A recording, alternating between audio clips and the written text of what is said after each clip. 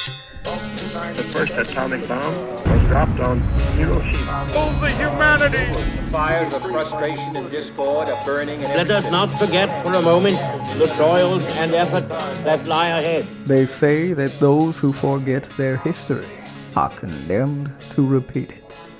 This is the History Lessons Podcast with certified financial planning practitioner Patrick Huey, author of History Lessons for the Modern Investor, and your guide to financial wisdom in the past, present, and future. You ready? Good. Let's get historical. Historical? Yes, sirree, Bob. This is the History Lessons Podcast for the week of April the 1st, 2024. I'm Patrick Huey, and yeah, I wrote the book, History Lessons for the Modern Investor. And if you're a modern investor seeking some historical perspective these days, you're certainly not alone. And once again, you're in the right place. This week, we're going to be talking about fooling around, wayward wanderers, and Bitcoin's bumpy ride. But first, the news. No fooling around this April. Some of the economic data is looking brighter, which is good news in general, with the usual caveat that some of this could lead to more inflation, and that, as always, is no joke. GDP's last laugh for 2024 was revised higher to a 3.4% annual rate, surpassing the estimate made a month ago. And overall, corporate profits were up 2.8% in the fourth quarter and 6.7% from a year ago. Those are solid numbers, given that, if you remember, we were supposed to be in a recession at about that time. In February, personal incomes rose 0.3%, just shy of expectations. Meanwhile, personal spending jumped 0.8%. Forecasters were not in on that joke, though, looking for a gain of just 0.5%. Now, of course, the price index joined in the fun as well, with the PCE price index, which is the Fed's preferred inflation measurement, and its core counterpart both rising 0.3%. Choose however you want to measure inflation right now. All those measurements remain above the Fed's 2% target. And remember that inflation is caused by too much money chasing too few goods. With metrics like credit card delinquencies rising and shipping disruptions in the Red Sea and, oh, by the way, the Port of Baltimore, it's getting harder, not easier, to rein in rising prices. And as I've said many times, that is no laughing matter. But the real punchline? Spending outshone income by a significant margin, leaving the personal savings rate to tumble down to 3.6% from 4.1%. Classic April Fool's move. Spend now, worry later. Or is it simply spend now before prices go up? But wait, there's more. I thought the ISM Manufacturing Index report was a prank, but it was not. It rose to 50.3 in March, beating even the most optimistic forecasts. And after 16 consecutive months of contraction, the U.S. manufacturing sector decided to break the streak and expand. Surprise, everybody. Remember, in the world of economics, sometimes the numbers decide to play tricks on us. But that's all part of the fun, right? Interest rates are rising, and your annuity purchased in the last decade might not be keeping up, which means your financial plan may be falling behind. So if you own a deferred annuity, fixed, indexed, or variable worth more than $250,000, now is the time to review it and make sure it is doing all that it can for you and your financial plan. Let us help you keep your retirement on track. Introducing Victory Independent Planning. VIP turns complex financial matters into clear and confident solutions, so you can relax and enjoy retirement whenever it arrives. Get the Annuity Review Kit now. This complimentary kit includes a variety of checklists, resources, and ebooks to review the fees, features, and flexibility, or lack thereof, in your current annuity contract. It will even help you assess your overall investment goals and the people who are offering you advice. Get the kit today, because you can't teach an old annuity new tricks. To learn how VIP can help you review your annuity, click on the link in the show notes or go to victoryindependentplanning.com. That's victoryindependentplanning.com. Sign up for peace of mind today. Alexa, charge the Wayback Machine and set it for 1808 AD. Charging Wayback Machine. On April 6, 1808, the German immigrant John Jacob Astor founds the American Fur Company in New York City. Astor also created the Pacific Fur Company as a subsidiary, intending to connect his holdings on the Great Lakes and the interior waterways of the West to a port on the Pacific Ocean. Now, to do this, he found a young and able administrator named Wilson Price Hunt to lead an overland expedition following Lewis and Clark's route westward. Hunt struck out from St. Louis in the fall of 1810 with 59 fellow adventurers, despite lacking any meaningful experience leading expeditionary parties and predictably getting much more than he had bargained for in the process. He reached Oregon with just 54 of the original party, one of whom became mentally ill with stress from the journey. Those stresses included nightly raids from indigenous tribes, extreme hunger, and a general lack of assurance as to the correct route westward.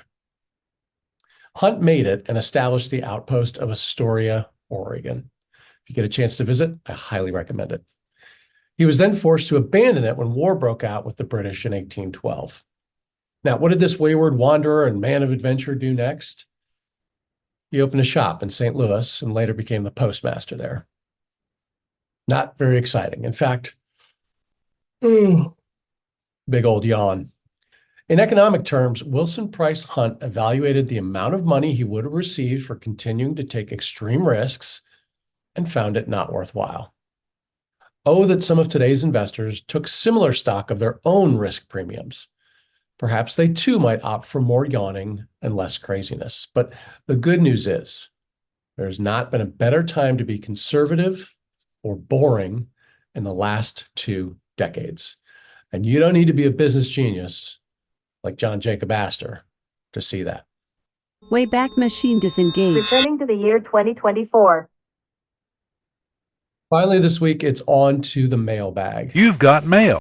This week's question of the week was, what's the deal with Bitcoin? Hey, thanks for the softball question, but to unravel the enigmatic origins, exponential growth, and the occasional deep contractions of Bitcoin requires a deeper dive into its history, which is really a saga of innovation, as well as skepticism and evolution, and then still more skepticism. From its mysterious inception to becoming a household name, Bitcoin has affected the landscape of finance, like it or not, technology, and occasionally even social discourse. So let's embark on a brief journey here through time to understand the captivating tale of Bitcoin. Okay, the story begins in 2008 when an individual or a group, we don't even know that much, under the pseudonym Satoshi Nakamoto, published a white paper titled Bitcoin, a peer-to-peer electronic cash system. Now, this seminal document outlined a decentralized digital currency powered by a decentralized ledger called a blockchain to record transactions. And that would enable peer-to-peer transactions without the need for intermediaries. The identity of Satoshi Nakamoto remains shrouded in mystery for whatever reason, adding an aura of intrigue or skepticism to Bitcoin's inception. And despite numerous speculations and investigations, the true identity of Bitcoin's creator remains elusive even to this day. On 3 January 2009, Satoshi Nakamoto mined the genesis block of Bitcoin known as Block 0. Embedded within the code was a poignant message. The Times, 3 January 2009, Chancellor on brink of second bailout for banks. What does that mean? I don't know, but the inscription served as a timestamp and we think a critique of the traditional financial system's failures, which were fairly evident through 2007, 2008, and even into January of 2009. With the Genesis block mined, Bitcoin officially came into existence, laying the foundation for, some would say, a revolutionary monetary system. In its nascent stages, Bitcoin faced serious headwinds, as should any financial instrument seemingly conjured out of thin air. Critics dismissed it as a speculative bubble or a tool for illicit activities, but a community of early adopters recognized its potential to disrupt traditional finance, and they began to champion its cause. The first real-world transaction involving Bitcoin occurred in May 2010 when Laszlo Hynek famously purchased 2 Papa John's pizzas for 10,000 Bitcoin. Today, his 10,000 Bitcoin could buy 28.3% of all Papa John's. Now, that seemingly trivial transaction marked a significant milestone in Bitcoin's history, demonstrating its utility as a medium of exchange. There are now 19.6 million Bitcoin in circulation spread across 52 million addresses. The leading 10 addresses alone account for about 6% of all Bitcoins, while the top 110,000 addresses hold 56% of the total supply, respectively. It's worth noting that individuals can possess multiple addresses. For instance, research and analysis by River Intelligence, a Bitcoin analytics firm, identifies one Satoshi Nakamoto, the enigmatic founder of Bitcoin, as the currency's largest holder as of 2024. Nakamoto is estimated to control about 1.1 million Bitcoins distributed across roughly 22,000 different addresses. Now, on the dark side, perhaps literally, Bitcoin's association with the dark web marketplace has brought it under intense regulatory scrutiny. Regulatory concerns coupled with its association with criminal activity cast a shadow over Bitcoin's legitimacy early on and hindered mainstream adoption in its early years. One of the most significant events in Bitcoin's history was the rise and fall of Mt. Gox, G-O-X, once the largest Bitcoin exchange in all the world. In 2013, Mt. Gox handled over 70% of all Bitcoin transactions, becoming synonymous with Bitcoin trading. Does this sound familiar at all? However, in February 2014, Mt. Gox abruptly halted withdrawals, citing technical issues, and later revealed the loss of 850,000 Bitcoins, worth approximately $473 million at the time. That, folks, is a lot of pizzas. And the Mt. Gox debacle shook the confidence of investors and triggered a significant price crash, exacerbating concerns about the security and the reliability of cryptocurrency exchanges. Duh. Despite the setbacks and challenges, Bitcoin continued to gain traction and evolve. An institutional interest in Bitcoin surged, with prominent investors and financial institutions acknowledging its potential as a hedge against traditional financial instruments. In 2017, Bitcoin experienced an unprecedented bull run, reaching an all-time high of nearly $20,000 per Bitcoin. And that meteoric rise catapulted Bitcoin into the mainstream consciousness, attracting both fervent supporters and vehement detractors. Bitcoin's scalability and governance issues sparked heated debates within the community, leading to contentious hard forks and the emergence of alternative cryptocurrencies, or altcoins. Now, notable forks such as Bitcoin Cash and Bitcoin SV sought to address scalability concerns and diverge from the original Bitcoin blockchain. These forks underscored the decentralized nature of Bitcoin's development and governance, as various factions within the community advocated for different approaches to address its limitations. In recent years, institutional adoption of Bitcoin has accelerated, with publicly traded companies and asset management firms allocating significant resources to Bitcoin as a store of value and even an inflation hedge. Additionally, the integration of Bitcoin into traditional financial infrastructure, such as futures markets and now investment vehicles like ETFs, has facilitated broader access for institutional investors. However, regulatory challenges still persist, with governments grappling to establish clear frameworks for the regulation and taxation of cryptocurrencies.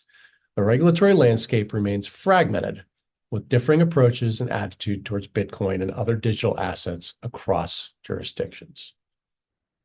Now, as Bitcoin approaches its third decade, its future trajectory remains fairly uncertain. Nevertheless, Bitcoin faces formidable challenges, including ongoing scalability constraints, environmental concerns related to energy consumption, and regulatory scrutiny. Overcoming these obstacles will require collaboration, innovation, and a steadfast commitment to Bitcoin's core principles of decentralization and censorship resistance, which is frankly difficult for me to imagine, as governments and their central banks are just not going to be wildly in favor of doing things the Bitcoin way. In the words of Satoshi Nakamoto, quote, "The root problem with conventional currency is all the trust that's required to make it work. The central bank must be trusted not to debase the currency, but the history of fiat currencies is full of breaches of that trust," end quote. Next, let's look at some insights and strategies to navigate the ever-evolving landscape of Bitcoin. One of the most glaring challenges we see in owning and trading Bitcoin is its notorious volatility. Price fluctuations of several $100s within a single day are not uncommon in the world of Bitcoin.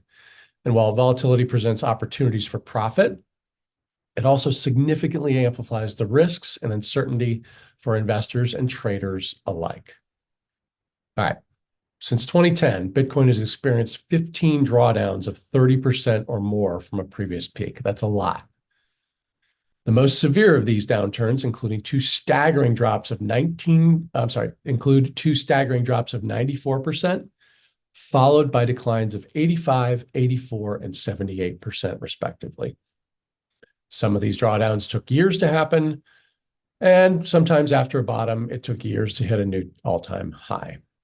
So managing risk in the face of extreme price swings requires a lot of discipline, even more patience, and a sound risk management strategy. Diversification across asset classes, I know it sounds old hat, but it certainly applies if you are putting anything towards an allocation to Bitcoin. And maintaining a long-term perspective can help mitigate the adverse effects of volatility and preserve capital in turbulent market conditions. But they can't ever eliminate totally the risk of owning a speculative currency. Maintaining emotional equilibrium and discipline amidst market volatility requires things like resilience, self-awareness, and a steadfast commitment to your investment objectives and your risk tolerance.